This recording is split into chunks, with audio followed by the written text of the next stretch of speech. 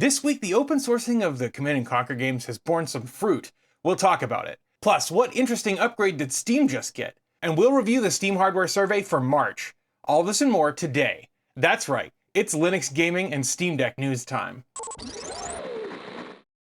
Alright, so the first thing I want to talk about is why the camera looks different. Right now, I'm doing some work for a client. I had to take down all of my cameras and most of my lighting and take it with me to a location shoot. And while I have most of my stuff, my equipment here with me now, the fact is I have to take it back and set it up on Monday, and I just didn't have time. I've been very busy. I actually have my normal camera sitting right here, but again, this camera doesn't work very well in low light situations, and it would have necessitated setting up all the rest of my studio lights, which I just didn't have time to do. So I'm recording right now on an older smartphone that has pretty good low light capability, because I just have one light set up and then the stuff back here that's permanently installed. So anyway, hopefully you don't mind. And I'm also using a wireless microphone here to capture this audio. Not my usual, but I do find it's fun to improvise and switch things up every once in a while. Let me know what you think down in the comments. All right, so the first thing I want to talk about today is C&C Generals 0 Hour. If you don't remember, or if you didn't hear about it, a couple of weeks ago, Electronic Arts made the source code for Command & Conquer, Tiberium Dawn, for Red Alert, for Generals, and for another one, Renegade. Yeah, so they made all the source code for these games available. And that was pretty cool, but this is archived. So now they're not accepting pull requests or anything like that. But the code is freely open source. It's available under the GPL v3. And if you click on here, you can see there's over 1,000 forks of this code base. But one of the forks with the most activity is from Fighter 19. Fighter 19 has been doing a bunch of stuff to clean up the code base and to get it working on Linux. Yes, this is a native Linux port, or at least that's what they're working towards at this point. And it's very, very exciting. You can see that this branch, this fork, has 415 commits ahead of the branch that they forked off of. This is super exciting. And not only is this branch porting the game to Linux, but one of the developers of Luxtorpeda, D10's fans, is also working on this branch. And you can actually get this branch, even though it's kind of in like an alpha or maybe beta stage, through Luxtorpeda right now. Now, you might be wondering, what the hell is Luxtorpeda? Because it's not a super popular or well-known thing. Luxtorpeda is another Steam Play compatibility tool.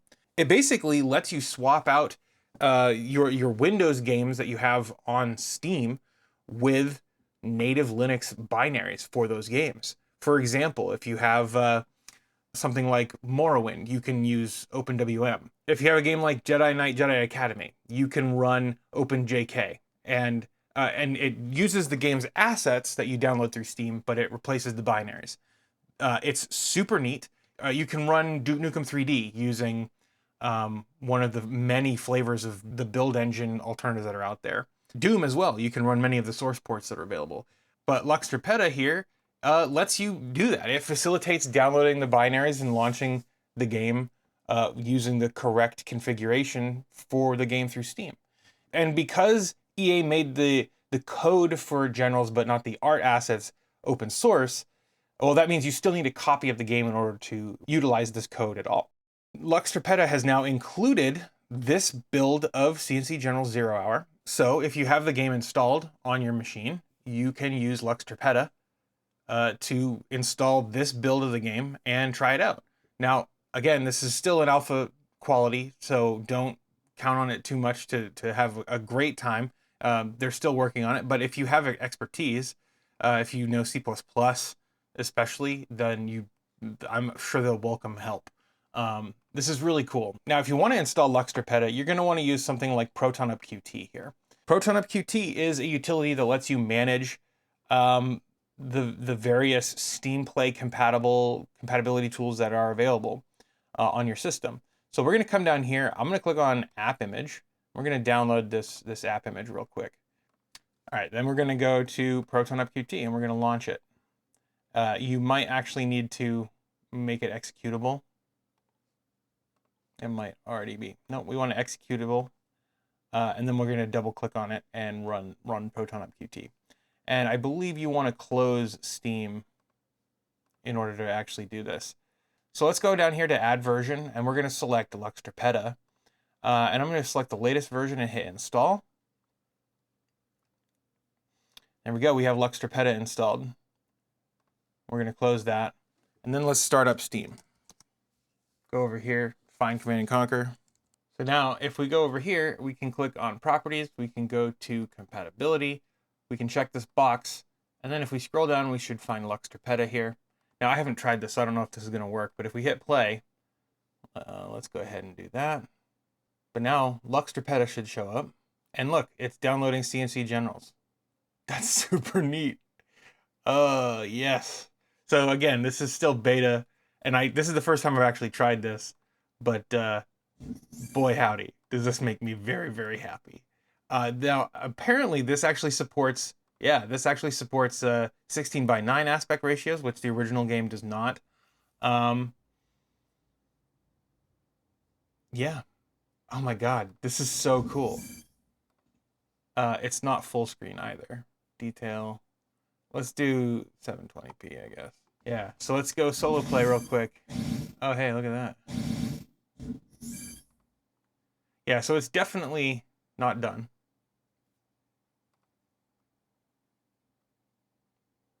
Oh yeah, no, this is not right. But it's still cool nonetheless. All right, next up, let's talk about the deals of the week. This is the segment of the show where I talk about some of the cool bundles and deals that'll help you save money as you grow your games library. Now, here we've got a really exciting one. I have been a big proponent of like the resurgence of boomer shooters because I grew up playing these games, so I guess that makes me old in terms of the internet. So we have 7 games for $16, and this is Boomer Shooters 4 from Humble. We got Serious Sam, Siberian Mayhem. We have Turbo Overkill. We have Forgive Me Father 2, Necromunda Hired Gun, Graven, Deadlink, and Power Slave Exhumed. Now, I've heard a few things about Graven, some not great, but Power Slave Exhumed I've heard some awesome stuff about. So if you use my links below, you can pick this bundle up for about $16. You can pay what you want, and if you use my link, you help this show at no additional charge to you. Very exciting stuff. I really love getting games in bundles. It's really fun. And if you're a member of Humble Choice, you can also pick up Tomb Raider 1 through 3 Remastered, Dredge, Aliens Dark Descent, 1000 Times Resist. I'm going to say that's how it's pronounced. Novalands, Diplomacy is Not an Option, Distant Worlds 2, and Nomad Survival. All right, next up, on April 1st, Valve released an update for Steam. This is a Steam Deck client stable update. And it has one very important feature that we're going to talk about. This update actually was re-released on April 1st as well. It had some extra stuff here. They fixed a crash with Wi-Fi debugging mode enabled. They've fixed some TDP and GPU clock performance issues. They fixed an issue where the layout of the interface, game mode interface, would shift for like 1 or 2 frames before showing the correct layout when you would navigate backwards in the library section. And I always found that to just be very annoying and distracting. They also fixed notifications displaying in the wrong position for certain games. They have improved the download speed of Steam client updates. They've improved consistency and clarity of download, install, and update UIs. And this includes byte counts when displayed referred to the number of bytes to download. But I think the biggest thing here is that enable Steam Play for all other titles is always enabled on SteamOS, and they updated the UI accordingly to stop showing a non-functional toggle. I think what Valve's moving towards is to just get rid of this toggle completely and to just have Steam Play enabled for all games on Linux all the time. I would really like to see that be the case because it kind of threw me through a loop when I was reinstalling Linux on my desktop here, I had to go in and enable Steam Play for all titles, which is just one stupid little annoying step that you have to take whenever you install Steam for the first time on a new Linux machine. So hopefully this signals that at some point soon they'll be getting rid of this option, or just enabling it by default on all other Linux distributions. There are a few other issues that they fixed as well, stuff with child accounts and stuff, but if you want to check it out, you can read the changelog with the link in the description. But now let's get to the Steam hardware survey, because March 2025 was an interesting one for the hardware survey. If we scroll down, we can see here that Windows 11 regained all of its losses from last month, which is a little disappointing to see. But I think it had to do with like the Chinese market being overrepresented in the hardware survey last month, and that caused all the numbers to go wacky. If we continue to scroll down, though, we'll see Windows 10 lost 12% of its market share, almost 13%. But if we go down to Linux, we can see that Linux now represents 2.33% of the overall Steam user base, and it gained 0.88% over last month. Now, this doesn't really give us the whole picture. I think I'm a visual learner, so if we go over here to Gaming on Linux, we can see that we're basically tied for back at the peak Linux usage, May of 2024. So about a year on, we're slightly ahead of where we were about a year ago. That's pretty cool to see. February's numbers went all wonky, like they do when the Chinese market becomes overrepresented on the hardware survey.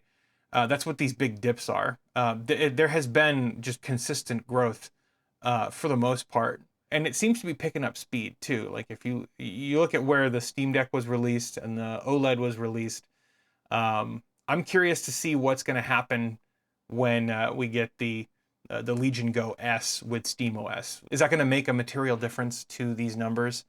And maybe if HP comes out with the one that they're rumored to be talking about, we'll see what happens. Also, kudos to Liam here, because this chart is super handy. I made one myself, but I stopped maintaining it a while ago because I forgot, and I'm really bad at remembering to do stuff like that. Finally, let's talk about this. This is, I think, probably the most interesting story from this week, in terms of Linux anyway. Kernel 6.14, enhanced hardware capabilities, improved performance, and more. This is coming from the Collabora blog, and if you don't know who Collabora is, they are coders for hire. They're hired to like do a lot of the heavy lifting for supporting hardware, supporting other stuff with Linux. Valve hires them for a lot of this stuff. So I wanted to go through this and just talk about one of the more interesting things here. The release of Kernel 6.14 emphasizes the continuing growth and maturity of the Linux ecosystem and delivers new features, improvements, and optimizations that everyone will be eager to explore. Enhanced hardware capabilities, support for new ARM and RISC-V SoCs, DRM panic for AMD GPU, thermal control updates for next-gen Intel Core Ultra CPUs, including Panther Lake, improved performance and efficiency, NT-Sync for better Windows gaming experience on Linux, AMD P-State enhancements, including support for dynamic preferred core rankings. These first two are the ones that I'm most excited about. So let's scroll down here and we'll talk about this. Linux 6.14 aims to fix an audio breakage issue on the Valve Steam Deck OLED variant when the system resumes from suspend. It's worth noting the investigations raised major challenges, as the reproducible rate varied randomly, in some cases being necessary to go through hundreds of successful suspend and resume cycles. On top of that, it was virtually impossible to make efficient use of any kernel debugging techniques due to the annoying side effect of hiding the actual problem. Eventually, Christian Ciacaltia, I don't know how to pronounce your name, I'm sorry, my guy, managed to submit a patch series providing a new ACP quirk to address the issue, as well as a few additional improvements to the AMD Van Gogh ACP SOF drivers. I've experienced this maybe 3 times on my OLED in over a year that I've had my OLED, and It's a very rare glitch, and the fact that they've been able to find, debug, and fix this is very, very cool. And Collabora is super talented. Their team is one of the highest esteemed teams, as far as I'm aware, in the Linux world. So the idea that they were hired to fix this makes a lot of sense. And this is part of the latest Linux kernel here, so I would guess that that means we will see Linux kernel 6.14 coming to SteamOS pretty quickly, honestly. Yeah, so very exciting stuff coming from Collabora stuff. This fix, I thought it was just interesting to read about how they had to go through hundreds of successful suspend and resume cycles in order to actually debug this. Yeah, I really love reading these developer blogs. It's super neat. Now, there was other news this week. News that isn't really relevant to Linux so much as gaming. And because this is a Linux-focused channel, I'll spare you the details. But if you subscribe to my podcast, Off the Console, you'll see our hot takes on Nintendo's Switch 2 Direct that they did. They just kind of dropped on everybody the other morning. We release our podcast every Sunday at 10 a.m. and that's Eastern time. So if you want to hear what I think about that, if you want to hear what my friends James and High Tech, then you can head over to our YouTube channel, which you can find here. You can also head to podcast.subscribето.me. That's going to do it for this video. Thank you very much for watching. Now, if you believe in the work that I'm doing and you want to help this show grow, you can get your name listed over here by using the links in the description to help this show grow. It's all greatly appreciated. Thank you very much for watching, and I'll see you guys in the next one.